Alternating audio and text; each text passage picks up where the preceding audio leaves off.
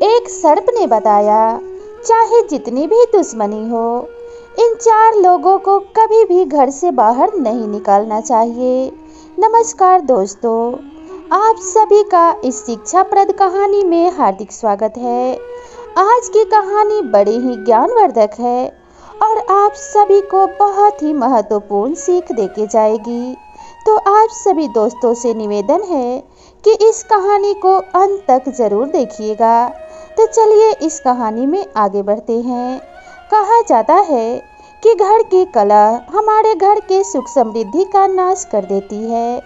अगर घर में कलह ज़्यादा हो तो आती हुई लक्ष्मी भी लौट कर चली जाती हैं। जब कोई परिवार एक साथ मिलजुल कर रहता है, और परिवार बड़ा हो या छोटा हो, परिवार में कभी कभी लड़ाई झगड़े तो होते ही रहते हैं।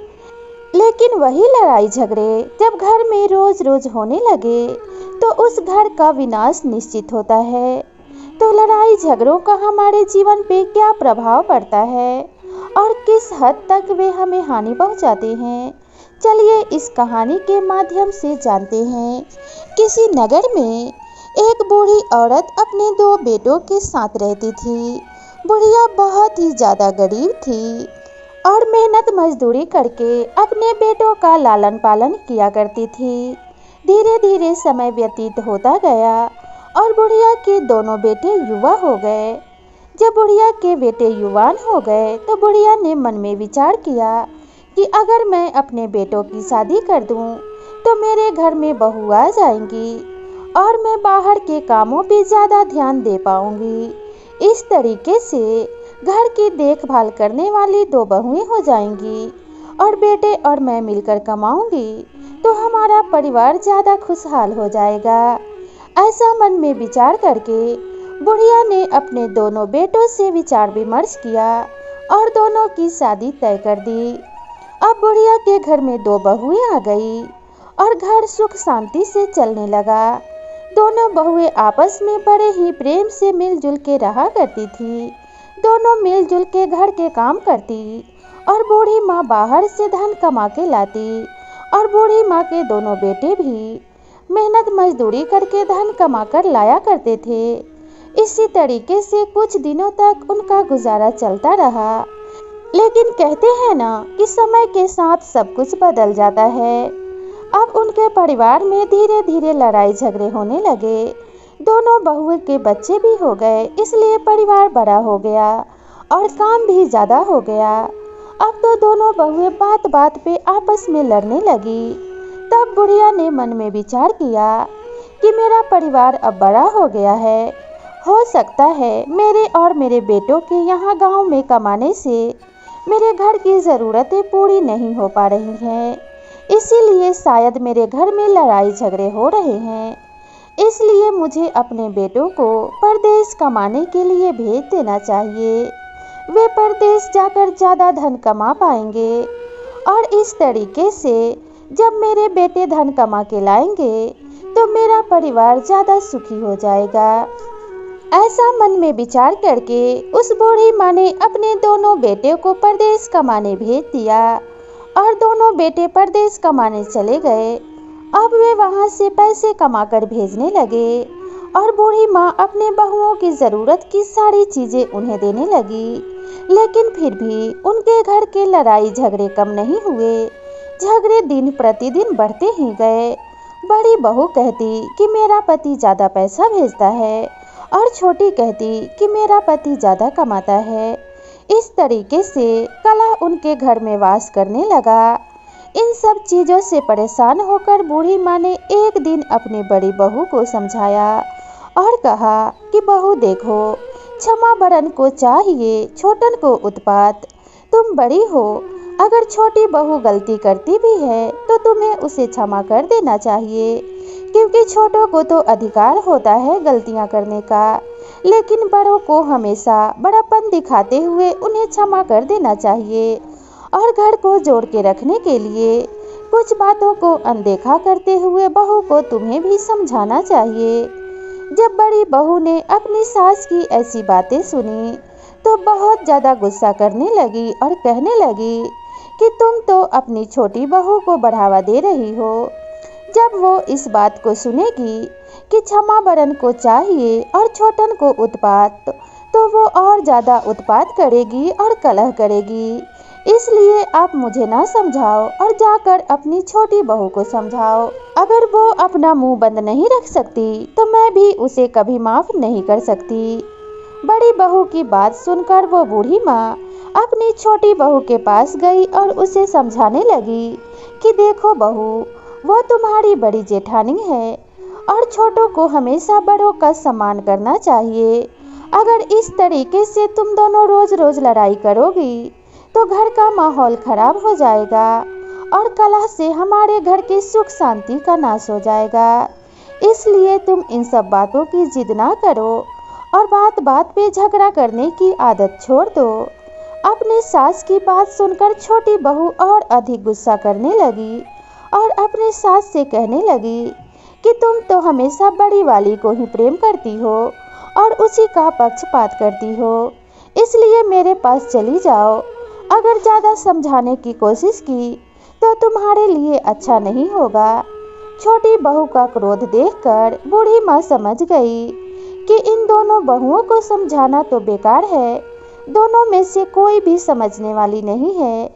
इसलिए मुझे अपने ही मन को समझा लेना चाहिए और इन दोनों बहुओं को छोड़कर मुझे इनसे दूर ही रहना चाहिए, क्योंकि ये मेरी बात मानेंगी नहीं और अगर मैं इनके लड़ाई झगड़े में पड़ूंगी तो हो सकता है ये मुझ पे भी हाथ छोड़ दे, तो मेरी बहुत बदनामी होगी।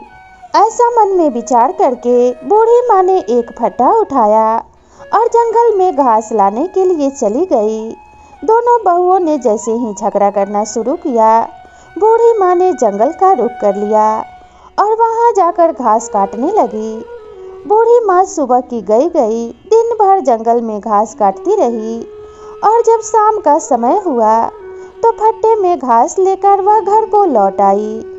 पशुओं को चारा काट कर खिलाया और रात में खाना खाकर विश्राम करने लगी। अब तो जैसे ही सुबह होती, दोनों बहुएं आपस में लड़ाई करना शुरू कर देती और बूढ़ी माँ जैसे ही अपने बहुओं को लड़ते हुए देखती थी, फट्टे को उठाकर जंगल में घास काटने चले जाया करती थी। इसी तरीके से रोज का समय बीतने लगा। एक दिन बूढ़ी माँ जंगल में घास काट रही थी, तभी बूढ़ी माँ के सामने एक बहुत ही विशाल सर्प प्रकट हुआ और वह सांप आकर बूढ़ी माँ के सामने खड़ा हो गया। जैसे ही उस बूढ़ी माँ की नज़र उस सांप के ऊपर पड़ी, वह बहुत ही ज़्यादा डर गई, क्योंकि वह सांप बहुत ही ज़्यादा विशाल था। उसके आकार को देखकर बूढ़ी माँ बहुत ही ज़्यादा घबरा गई और उठकर खड़ी हो गई। अब तो वह बूढ़ी माँ मन में विचार करने लगी कि आज तो मेरे प्राण किसी भी प्रकार से नहीं बचने वाले हैं। यह सांप आज तो मुझे पक्का ही निगल जाएगा। ऐसा मन में विचार करके वह बूढ़ी माँ जैसे ही डरकर भागने की कोशिश करने लगी, तभी वह सांप ने मनुष्य की आवाज़ में बोलते हुए कहा, बूढ़ी माँ आप घबराइए नहीं, मैं आपको कोई नुकसान नहीं पहुँचाऊँगा। मैं एक राजकुमार हूँ और मैं एक राजा का बेटा हूँ। किसी श्राप की वजह से मैं इस सर्प योनि में आ गया हूँ, इसलिए मुझसे भयभीत होने की आपको कोई आवश्यकता नहीं है। मैं आपके पास मदद की आशा लेकर आया हूँ। आपकी बड़ी मेहरबानी होगी अगर आप मेरे लिए थोड़े से दूध का इंतजाम कर दें, क्योंकि मैं बहुत ही ज़्यादा भूखा हूँ। बूढ़ी माँ ने जब उस सर्प की बात मनुष्य की तरह सुनी तो बहुत ही आश्चर्यचकित हुई और मन में विचार करने लगी, लगता है यह कोई मायावी है जो मनुष्य की तरह आवाज़ बनाकर बोल रहा है। बूढ़ी माँ को शंका में पड़े हुए देखकर वह सर्प समझाने लगा कि बूढ़ी माँ आप घबराइए नहीं, मैं एक ऋषि के आश्रम में रहा करता था। उनका देहांत हो जाने के कारण मुझे कोई भी भोजन कराने वाला नहीं है। उन ऋषि के आश्रम में एक गाय रहा करती थी, जिसका दूध पीकर मैं रहा करता था। जब उन ऋषि का देहांत हो गया तो उस गाय में से दूध निकालने वाला कोई भी नहीं है। वह गाय भी बेचारी दर्द में छटपटाती हुई आश्रम के पास ही घूमती रहती है और मैं भी कई दिनों से भूखा हूँ। अगर आप मेरे लिए दूध का इंतजाम कर देंगी तो मेरे प्राण बच जाएंगे।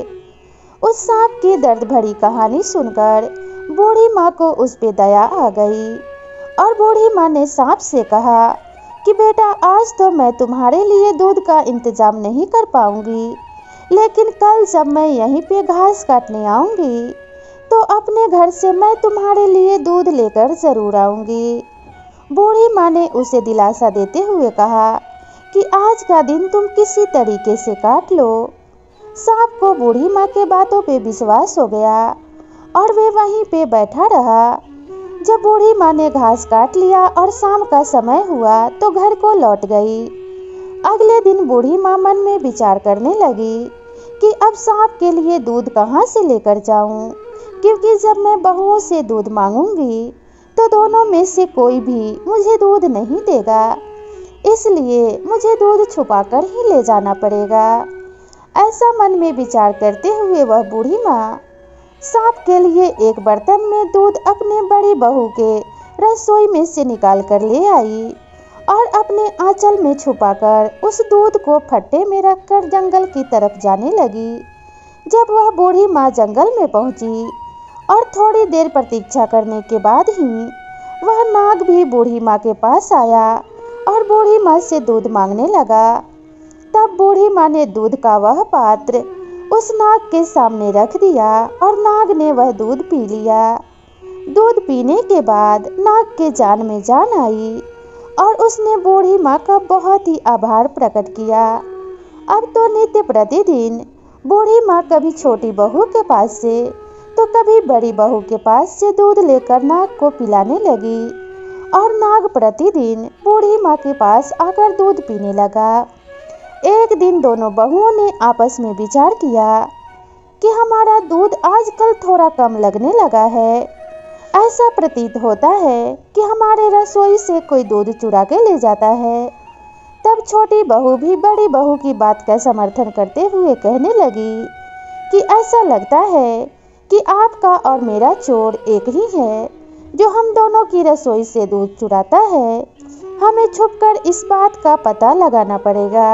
अगले दिन जैसे ही सुबह हुई और बूढ़ी माँ जंगल की तरफ जाने के लिए फटा लेकर जैसे ही जाने लगी तो दोनों बहुएं छुपकर देख रही थी। वह बूढ़ी माँ छोटी बहू के रसोई में घुसी और एक बर्तन में दूध निकाल लिया और फटे में छुपाकर जंगल की तरफ जाने लगी। तो दोनों बहुएं उस बूढ़ी माँ का पीछा करने लगी और जाकर एक पेड़ के पीछे छुपकर खड़ी हो गई। बूढ़ी माँ घास काट रही थी, तभी वह विशाल नाग आया और बूढ़ी माँ ने उसे दूध पीने के लिए दे दिया। जब दोनों बहुओं ने उस सांप को दूध पीते हुए देखा तो दोनों आपस में विचार करने लगी कि यह इतना बड़ा विशाल सांप इस बूढ़ी माँ के हाथ से दूध पी रहा है। इसका अर्थ तो यही है कि बूढ़ी माँ ने इस विशाल सर्प को हमारे नुकसान के लिए पाला है और हो सकता है कि हमारी सास भी कोई चुड़ैल या डायन हो, नहीं तो इतने बड़े सर्प को कोई काबू कैसे कर सकता है। अगर हम अपनी सास को अपने घर में रखेंगे तो एक न एक दिन ये नाग हमारे बच्चों को जरूर खा जाएगा या फिर हमें ही निगल जाएगा। इसलिए हम इस बुढ़िया को अब अपने घर में नहीं रखेंगे। ऐसा मन में विचार करके दोनों बहुएं घर लौट आईं और जब शाम को घास काट के वह बूढ़ी माँ घर लौटी तो दोनों बहुएं अपने अपने दरवाजे पे लाठी लेकर खड़ी हो गई और कहने लगी कि तुम एक डायन हो। आज हमने उस विशाल सर्प को दूध पिलाते हुए हमने तुम्हें जंगल में देख लिया है, इसलिए तुम हमारे घर में नहीं आ सकती। आज तो तुम दूध ले जाकर दे रही हो, कल तुम हमारे बच्चों को भी ले जाकर उस सर्प को खिला दोगी, इसलिए हम इतना बड़ा खतरा तो मोल नहीं ले सकते। बुढ़िया ने बहुत विनती की कि मैं कोई डायन या चुड़ैल नहीं हूँ, मैं तुम्हारी सास हूँ। लेकिन दोनों बहुओं ने बुढ़िया की एक भी बात नहीं मानी और दोनों ने लाठी से मारकर बुढ़िया को घर से बाहर निकाल दिया। शाम का समय था और रात होने वाली थी। रोती बिलखती बुढ़िया कुछ देर तक तो घर से बाहर ही बैठी रही। वह मन में विचार करने लगी कि अब मैं कहाँ जाऊंगी, मेरा तो कोई भी ठिकाना नहीं है। चलते चलते बुढ़िया उसी जंगल में पहुंच गई जहां वह रोज घास काटा करती थी और उसी नाग को याद करके एक बरगद के पेड़ के नीचे बैठ गई। लेकिन नाग को क्या पता था कि उस नाग की वजह से उस बेचारी बूढ़ी औरत को घर से निकाल दिया गया है। उस सांप को याद करके वह बूढ़ी माँ रात भर उसी बरगद के पेड़ के नीचे रोती हुई बैठी रही। अगली सुबह जब प्रातःकाल हुई और दिन चढ़ा तो वह सांप फिर से आकर बूढ़ी माँ को ढूंढने लगा, लेकिन बूढ़ी माँ कहीं भी दिखाई नहीं दी। जब सांप ने इधर उधर नजर दौड़ाकर देखा तो बूढ़ी माँ बरगद के पेड़ के नीचे बैठी हुई थी। सांप जल्दी से चलते हुए उस बूढ़ी माँ के पास पहुंचा और बूढ़ी माँ से पूछने लगा, हे बूढ़ी माँ, आपको किसने दुख दिया है? आप क्यों रो रही हो? आपको क्या हुआ है? तब बूढ़ी माँ ने सभी बातें उस सांप को बता दी और कहने लगी, कल जब मैं तुम्हें दूध पिला रही थी तो मेरी बहुएं पीछा करते हुए इस जंगल में आ गई थी और उन्होंने मुझे दूध पिलाते हुए देख लिया, जिससे कि वे मुझे चुड़ैल या डायन समझ रही हैं और इसीलिए उन्होंने मुझे अपने घर से निकाल दिया है। अब मैं कहाँ जाऊँ, क्या करूँ? मेरा तो कोई भी ठिकाना नहीं है। मेरे बेटे भी परदेश गए हैं, इसलिए मैं किसी से मदद भी नहीं मांग सकती। उस सांप ने जब बूढ़ी माँ की दुख भरी कहानी सुनी तो दिलासा देते हुए कहने लगा, बूढ़ी माँ, अब बिल्कुल भी चिंता मत कीजिए। आप मेरे साथ उस ऋषि के आश्रम पे चलिए जहाँ मैं पहले रहा करता था। वह बहुत ही सुंदर आश्रम है और ऋषि के कृपा से वहाँ पे किसी भी चीज़ की कोई कमी नहीं है। तब वह बूढ़ी माँ उस नाग के पीछे पीछे जाने लगी और वह सांप बूढ़ी माँ को लेकर बीच जंगल में पहुँच गया जहाँ पे ऋषि का आश्रम था। जब बूढ़ी माँ ऋषि के आश्रम में पहुँची तो उनका मन बहुत ही ज़्यादा प्रसन्न हो गया, क्योंकि वह स्थान बहुत ही ज़्यादा सुंदर था और उस आश्रम में एक अलग ही शांति की अनुभूति हो रही थी। बूढ़ी माँ ने उस सांप से कहा कि बेटा, यह स्थान तो बहुत ही ज़्यादा रमणीय है, इसलिए मैं बहुत बहुत आभार प्रकट करती हूँ कि तुम मुझे यहाँ लेकर आए हो।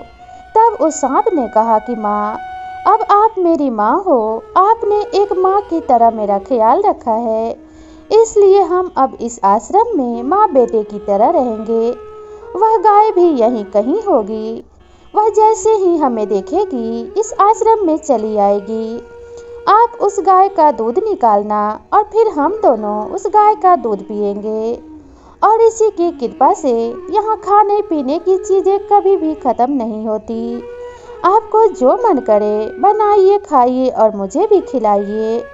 बूढ़ी माँ इस बात को सुनकर बहुत ही ज़्यादा खुश हो गई और वह भोजन बनाने लगी और खाने लगी और अच्छे से रहने लगी। जब भी सुबह होती वह सांप बूढ़ी माँ से दूध पीकर दिन भर के लिए घूमने के लिए जंगल में निकल जाता था और जैसे ही शाम होती थी वह सांप उस आश्रम में लौट आता था और गौ माता और वह बूढ़ी माँ दिन भर सुखपूर्वक उस आश्रम में रहा करते थे। इसी तरीके से 1 वर्ष बीत गया। एक दिन की बात है, शाम से रात होने लगी लेकिन वह सांप आश्रम में लौट कर नहीं आया।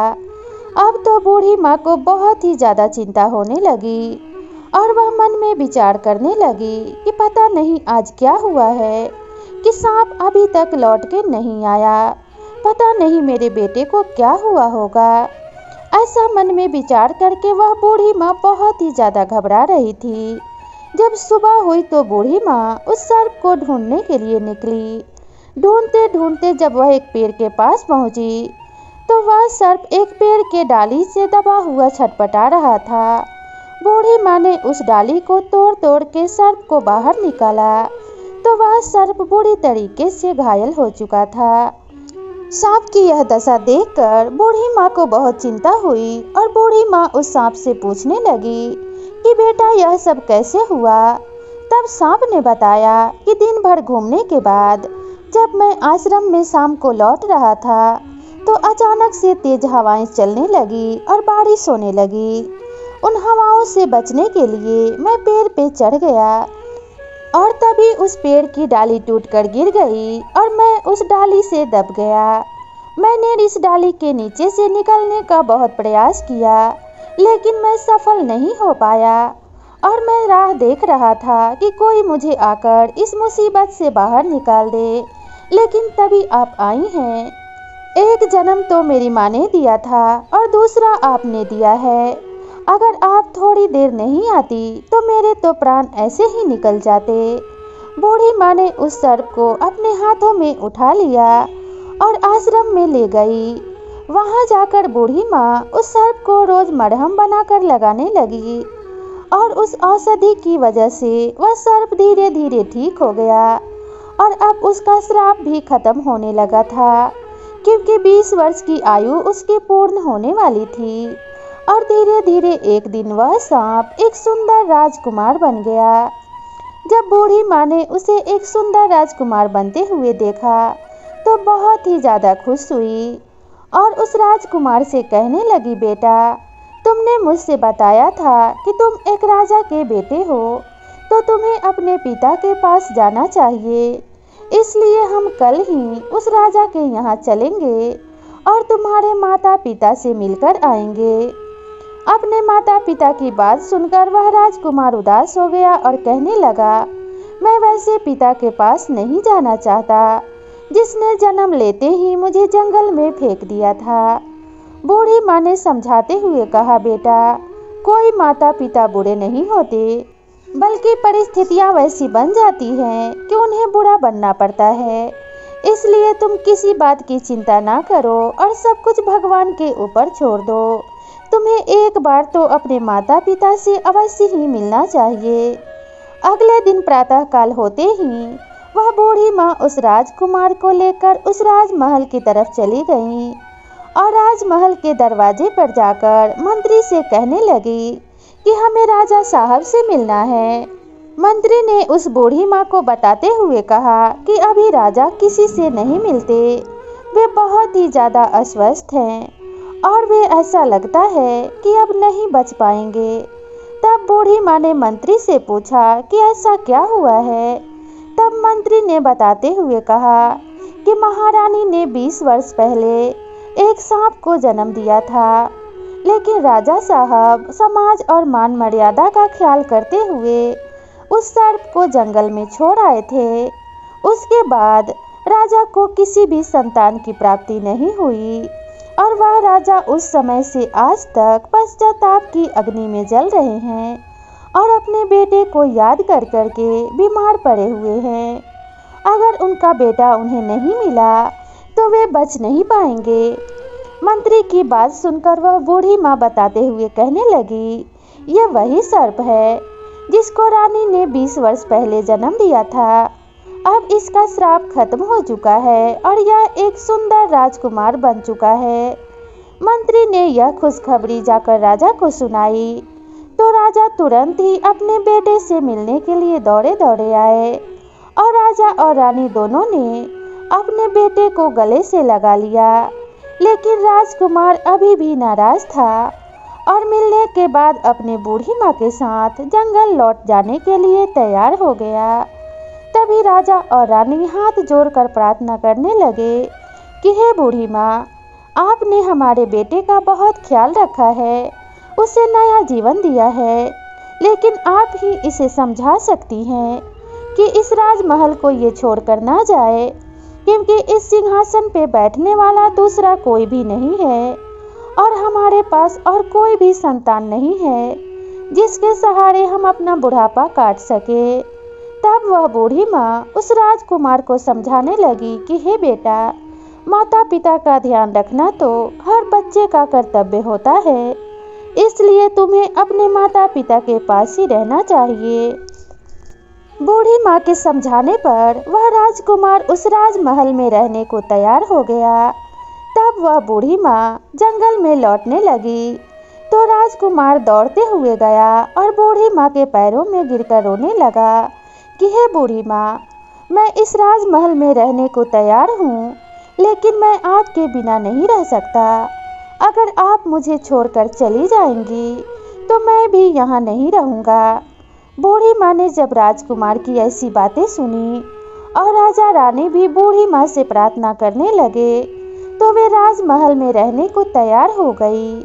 राजकुमार कहने लगा कि आप तो मेरे लिए माँ से भी बढ़कर हैं, इसलिए इस राजमहल में आप राजमाता बनकर रहेंगी। अब वह बूढ़ी माँ सुखपूर्वक उस राजमहल में रहने लगी और धीरे धीरे 1 महीना बीत गया। उधर जब बुढ़िया के बेटे परदेश से कमाकर लौटे तो अपनी माँ को ढूंढने लगे। तभी गांव वालों और पड़ोसियों ने सारी बात उन बेटों को बता दिया।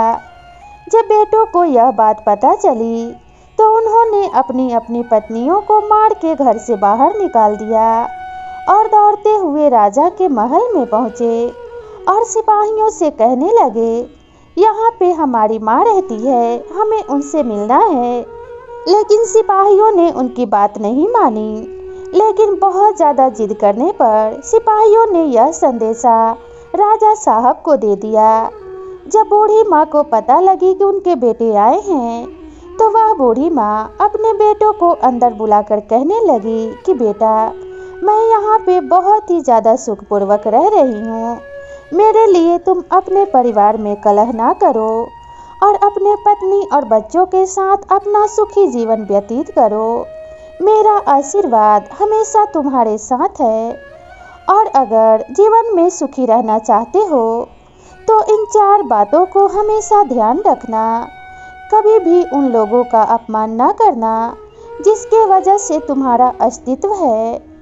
एक माँ बाप अपने बच्चे के लिए हर दुख उठाते हैं, उनके लिए हर वो मुसीबत सहते हैं जिसे सहने की कोई कल्पना भी नहीं कर सकता।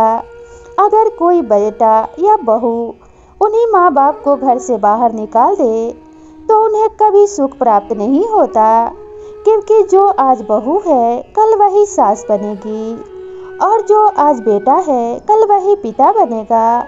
तो जो तुम अपने माँ बाप को दोगे कल तुम्हें वही प्राप्त होगा। इसलिए इन बातों का ध्यान हमेशा रखना। दूसरी बात, जिस घर में कलह कलेश होता है उस घर में कभी सुख का वास नहीं होता।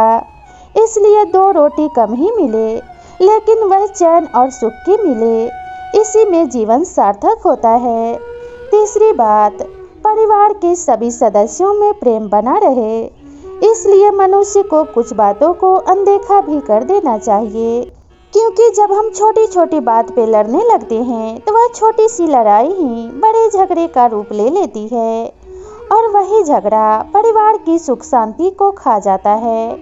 तो जो इन सभी बातों का ध्यान रखता है वही सुखी जीवन व्यतीत करता है, चाहे जितना भी धन कमा लो। जिस परिवार में माता पिता गुरु और अतिथियों का आदर नहीं होता, वहाँ पे माता लक्ष्मी कभी भी प्रवेश नहीं करती हैं और आया हुआ धन भी कब समाप्त हो जाए पता भी नहीं चलता। इसलिए इन बातों का ध्यान रखते हुए तुम एक सुखमय जीवन व्यतीत कर सकते हो। इसलिए अपने पत्नी का अपमान ना करो और जो हुआ उसे भूल जाओ और घर जाकर अपने पत्नी और बच्चों के साथ एक सुखमय जीवन व्यतीत करो। जिस बेटे ने मुझे मुसीबत में सहारा दिया है, मैं उसे छोड़कर नहीं जा सकती। जब भी तुम्हें मुझसे मिलने का मन करे, तुम यहीं आकर मुझसे मिलके चले जाना। ऐसा कहते हुए बूढ़ी माँ ने अपने दोनों बेटों को गले से लगाते हुए आशीर्वाद दिया और उन्हें घर वापस भेज दिया। अब सभी लोग सुखपूर्वक रहने लगे।